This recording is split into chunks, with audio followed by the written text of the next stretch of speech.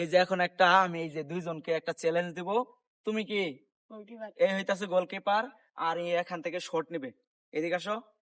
এই যে এটা হইতাছে গোলবার, এখান থেকে শট নিবে। পাঁচটার মধ্যে তুমি কয়টা দিবা? এদিক ধরো, এই পাঁচটার মধ্যে কয় গোল দিবা? তুমি যদি পাঁচটার মধ্যে 3টা গোল দিতে পাও তাহলে তুমি পাবা 20 টাকা। আর তুমি যদি পাঁচটার মধ্যে মানে 3টা সেভ করা পাও তাহলে তুমি পাবে 20 টাকা। ঠিক আছে, চ্যালেঞ্জ অ্যাকসেপ্ট? ঠিক আছে, 1 2 3 অ্যাকশন।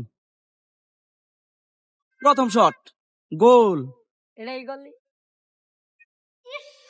মিস, না এলে শট মারলে আর বাম সাইড দিব কইলা মিস, গলি গলি জয় দিবি এলা ঢাইটা শাবাশ, স্কিল ব্যাট কাবে। আইগে